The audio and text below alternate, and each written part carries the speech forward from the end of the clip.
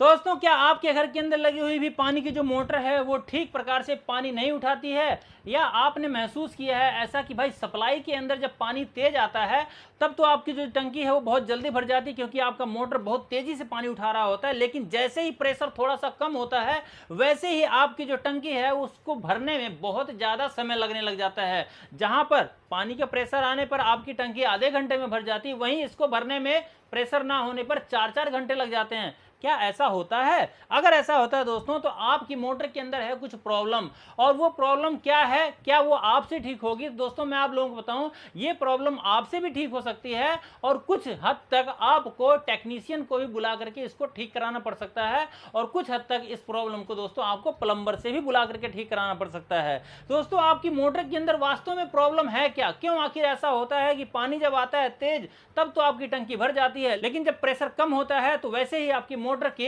हालत खराब होने लग जाती है ऊपर पानी चढ़ाने में या आपको पानी देने में? क्या प्रॉब्लम होती है? क्या इसका बदलना पड़ेगा? क्या खर्चा आ सकता है? कौन इसको ठीक करेगा? क्या आपसे ठीक हो ही जाएगा या टेक्नीशियन को भी बुलाना पड़ सकता है? तो दोस्तों, सब कुछ बताने वाला हूं इस वीडियो के अंदर, शुरू से लेकर के अंत तक बने रहिए। चलिए शुरू करते हैं।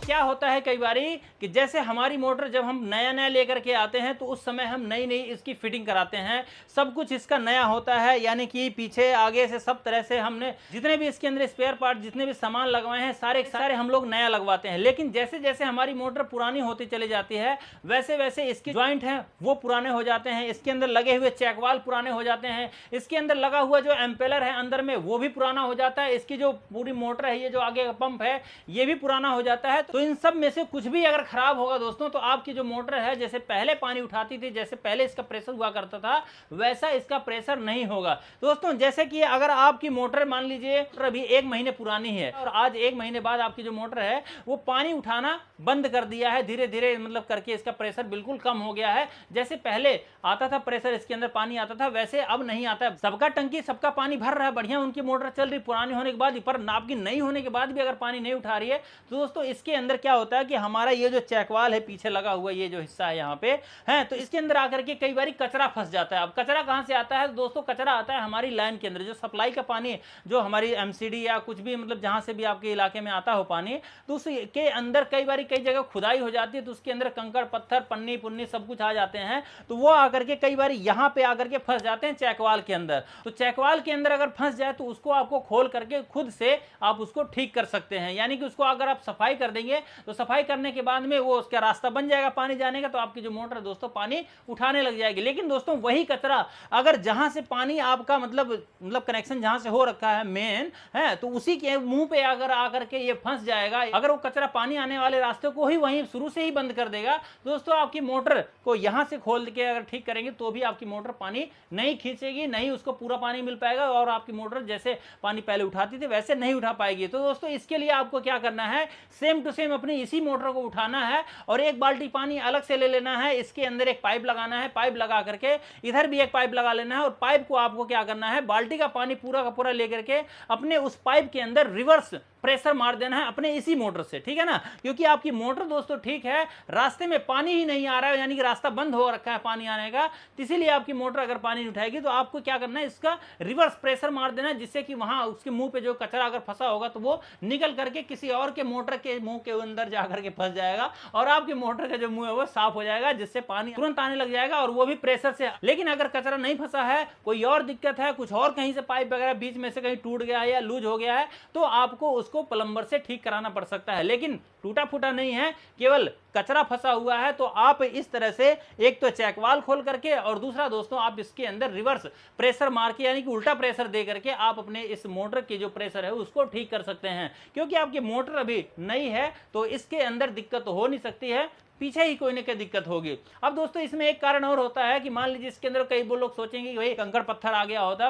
एम्पेलर के अंदर, जिसकी पंखड़ी हो सकता है टूट गई हो। दोस्तों ऐसा होता है बहुत बारी, लेकिन क्योंकि हमारे यहाँ पे जो चेकवाल होता है तो उसके अंदर जाली लगी होती है, तो वहां पे बहुत मोटा कचरा तो इसके अंदर नहीं जाएगा, यानी बहुत मोटा कंकड़ तो नहीं जाएगा जिसकी वजह से उसका जो एम्पेलर है वो खराब हो जाए। पर दोस्तों अगर इसके अंदर मान लीजिए चला भी जाए कोई लोहा हुआ, तो बाई चांस ऐसा होता है, यानी कि 100 में से 1-2% ऐसा होता है कि हमारा एम्पेलर खराब हो जाए, नहीं तो दोस्तों ज्यादातर मतलब मामलों में चेक वाल में कचरा फंसा हुआ होता है या तो लाइन के अंदर कचरा फंसा होता है, जिसकी वजह से हमारी मोटर पानी नहीं उठाती है। जब उसको पानी ही नहीं मिलेगा तो भला उठाएगी कहां से, ताकत लगा के भी करेगी कहां जब पीछे से रास्ता ही बंद है। दोस्तों इस प्रॉब्लम को आप इस तरह से ठीक कर सकते हैं। और दूसरी प्रॉब्लम दोस्तों ये की कि जैसे अगर आपकी मोटर, मान लीजिए कई बार क्या होता है कि हमारी मोटर बहुत दिनों से चल रही है, बहुत बढ़िया चल रही है, लेकिन अचानक से उसका जो प्रेशर है वो कम हो गया है। पानी जब आता है तब तो हमारी मोटर बढ़िया पानी उठा लेती है, लेकिन जैसे ही पानी का प्रेशर कम होता है वैसे ही पानी हमारी जो मोटर है वो नहीं उठाती है ठीक प्रकार से, यानी कि उसकी जो प्रेशर है वो कम हो जाता है।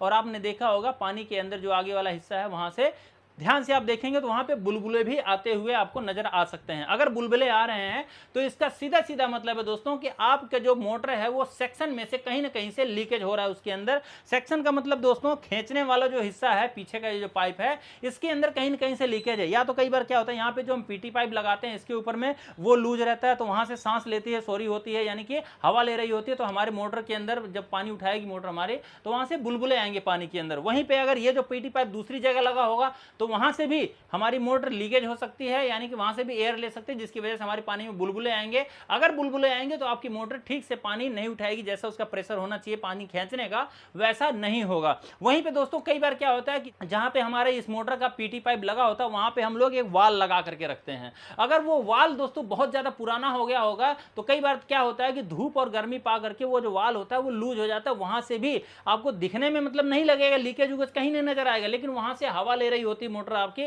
जिसके कारण कि पानी ना आने पर आपकी मोटर पानी नहीं उठाएगी। या अगर मोटर पानी उठाएगी तो वहां पानी के अंदर बुलबुले आ रहे होंगे, और बुलबुले आएंगे तो आपकी मोटर का जैसा प्रेशर होना चाहिए पानी का, जितनी जल्दी आपकी टंकी भरनी चाहिए उतनी जल्दी आपके घर की जो टंकी है वो नहीं भर पाएगी। इसीलिए दोस्तों हम आपसे कहते हैं कि कभी भी आपकी मोटर के अंदर पानी के बुलबुले आए तो उसके आपको सेक्शन को चेक करना चाहिए। ठीक है, सेक्शन में कहीं ना कहीं से लीकेज होती है, कहीं ना कहीं से एयर आती है, तभी आपकी जो मोटर है वो ठीक से पानी नहीं उठा पाती। अब सेक्शन की भी दिक्कत दोस्तों कुछ हद तक आप ठीक कर सकते हैं, यानी कि मान लीजिए कोई पीटी पाइप है लूज है तो उसको आप मतलब टाइट करके तार बांध करके या एक क्लैंप आता है कस करके उसको आप ठीक कर सकते हैं। वाल के पास में मतलब जहां जहां आपको लीकेज लग रहा है वहां पे आप उसको मतलब ठीक कर सकते हैं। लेकिन वहीं पे आपको प्लम्बर की भी आवश्यकता पड़ सकती है कि हो सकता है जहां पे आपका पीटी पाइप दूसरी जगह लग रहा है वहां का जो वाल है वो वाल लीकेज अगर है तो उसके लिए आपको प्लम्बर बुलाना पड़ सकता है। आप चेंज कर सकते हैं तो आप भी चेंज कर लीजिए, टेप वोप लगा करके नया वाल लेके लगा देंगे, बदल देंगे तो वो भी हो जाएगा। लेकिन कई बार जो कि जो काम नहीं करते हैं इसका, उनसे ये हो नहीं पाता, इसीलिए आपको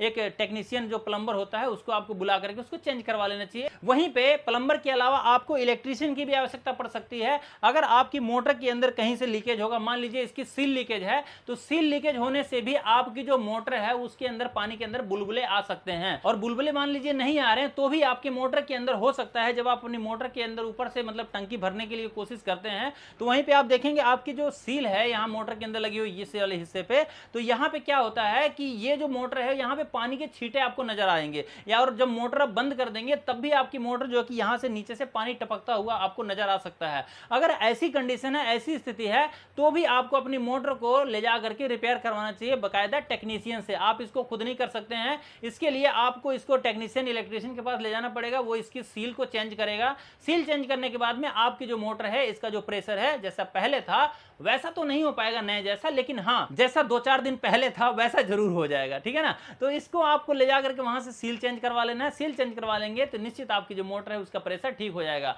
तो लीकेज की जो सेक्शन में लीकेज है उसकी समस्या आप खुद से ठीक कर सकते हैं कुछ हद तक, और कुछ प्लम्बर से आपको मतलब ठीक करवाना पड़ जाएगा। और अगर यहाँ पे अगर लीकेज है, यानी कि यहाँ से पानी लीक कर रहा है, सील अगर खराब है इसकी, तो इसको आपको टेक्नीशियन इलेक्ट्रीशियन से जो पंप का रिपेयरिंग करता है उससे आपको इसको ठीक करवाना पड़ेगा। और वहीं पे दोस्तों आपकी मोटर का प्रेशर फिर भी कम हो सकता है कि अगर आपकी मान लीजिए चेकवाल इसका बहुत ज्यादा पुराना हो गया है, तो चेकवाल पुराना होने के बाद में क्या होता है कि फूल जाता है। फूलने के बाद क्या होता है कि ये पानी को छोड़ने भी लग जाता है, यानी कि बार बार इसके आगे से आपको मुंह के अंदर पानी डालना पड़ सकता है, या यहाँ से जो वाल है इसको भी खोल खोल के मान लीजिए बार बार आपको पानी डालना पड़ जाता है। तो इसका सीधा सीधा मतलब है दोस्तों कि आपकी जो मोटर है वो पानी छोड़ देती है, और मोटर के पानी छोड़ने का कारण ये है कि इसका जो चेकवाल यहाँ पे लगा हुआ है ये फूल गया है, ये खराब हो गया है। इसको आपको सिंपली ला करके मार्केट से बदल लेना है। इसको बदलने से ही आपकी जो मोटर है पानी छोड़ने की जो प्रॉब्लम है इसके अंदर वो सॉल्व हो जाएगी, और आपकी मोटर का जो प्रेशर है पहले से ज्यादा भी हो जाएगा, बढ़ भी जाएगा। तो ये भी दिक्कत होती है जिसके कारण आपकी मोटर पानी छोड़ती है। अब ये सारी जो प्रॉब्लम है दोस्तों इनमें से कुछ तो आप ठीक ठीक कर सकते हैं, कुछ टेक्नीशियन इलेक्ट्रीशियन बुला करके आपको ठीक कराना पड़ सकता है। लेकिन एक प्रॉब्लम इसमें ऐसी है दोस्तों, जिसको कि आप तो ठीक कर ही नहीं सकते हैं, बल्कि कई बार तो टेक्नीशियन इलेक्ट्रीशियन के भी ये बात समझ में नहीं आती है। तो ये जो हमारी जानकारी दोस्तों, ये सब लोगों के लिए है कि अगर वो मोटर की रिपेयरिंग कर रहे हैं, मोटर को चेक करते हैं कि भाई पानी मोटर क्यों नहीं उठा रही है, जैसा इसका पहले प्रेशर था वैसा क्यों नहीं है। तो इसका सीधा सीधा कारण होता है कि जब इसके पंप कट जाता है, यानी कि इसके आगे ये जो लगा हुआ हेड है, ये जब कट जाता है अंदर से, जहां हमारी पंखड़ी घूमती है, तो हमारी मोटर पानी नहीं उठाती है। उसके बाद में इसके पीछे जो है जो लगा हुआ ये जो कवर है, इसका फ्रंट कवर, तो इसके अंदर भी मतलब जब कट हो जाते हैं, बहुत ज्यादा घिस जाता है वो, तब भी हमारी मोटर दोस्तों पानी पहले जैसा नए जैसा नहीं उठाती है। अब इस प्रॉब्लम को ठीक करने के लिए दोस्तों आपको अपनी मोटर की बेरिंग चेंज करवानी पड़ेगी, सील चेंज करवाना पड़ेगा, एम्पेलर चेंज करवाना पड़ेगा, और आगे पीछे का ये जो हेड का पूरा हिस्सा है, ये जो आगे का कास्टिंग, ये पूरा का पूरा बदलवाना पड़ेगा। तब जाके आपकी मोटर दोस्तों बिल्कुल नए की तरह पानी उठा पाएगी। पानी आपकी लाइन के अंदर होना चाहिए, चाहे उस पानी में प्रेशर हो चाहे ना हो, आपकी मोटर पानी उठाएगी, जरूर उठाएगी। हमारी मोटर तो भाई साहब रात के 12 बजे भी, दिन के 12 बजे पानी आता है, लेकिन रात के 12 बजे भी पानी अगर हम चला देते हैं अपनी मोटर में, तो हमारी मोटर पानी उठाने लग जाती है। जो आप पीछे देख रहे हैं ये बनी पड़ी है ना, ये हमारे द्वारा खुद की बनाई हुई है। तो दोस्तों ये हमारी मोटर अपने आप ही पानी उठाने लग जाती है। तो आपकी मोटर भी वैसे ही पानी उठाने लग जाएगी जैसे नया लाने पर आपकी मोटर पानी उठाया करती थी, चाहे पानी किसी का आए चाहे ना आए, पर आपका आता था, वैसे ही पूरी की पूरी हो जाएगी अगर आप इसके आगे का ये कास्टिंग पूरा चेंज करवा देंगे, सील, एम्पेलर, बेरिंग और ये कास्टिंग। तो दोस्तों इस चीज को आप खुद नहीं ठीक कर सकते हैं। अगर आप टेक्नीशियन हैं, आप खुद इलेक्ट्रीशियन है तो कर सकते हैं, लेकिन इसके लिए आपको प्रॉपर टेक्नीशियन के पास ले जा करके, जिसको इसका ज्ञान हो पूरी तरह से, जो इसका सामान पूरी तरह से बढ़िया तरीके से लगा सके, सेट कर सके, तो उसके पास आपको ले जाना पड़ेगा। तब आपका ये जो काम है दोस्तों ये हो पाएगा। तो अब बात आती है कि आखिर इन सब में खर्चा कितना आएगा, कि यानी कि हम अपनी मोटर का अगर बेरिंग, सील, एम्पेलर और इसकी जो कास्टिंग है आगे पीछे की,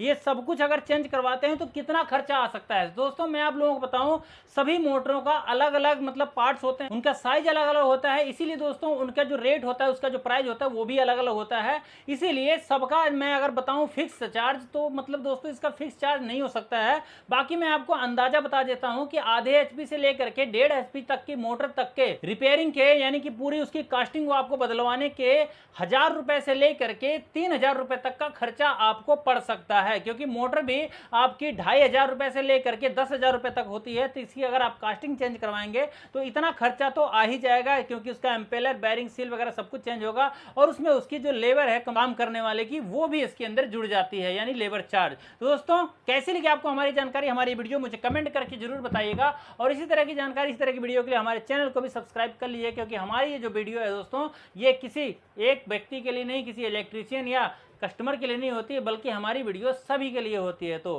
कमेंट करके मुझे जरूर बताइएगा जानकारी आप लोगों को कैसी लगी। चैनल पर नए हो तो सब्सक्राइब भी कर लीजिएगा। चलिए मिलते हैं किसी और वीडियो के अंदर किसी और नई जानकारी के साथ, तब तक के लिए नमस्कार, जय श्री राम।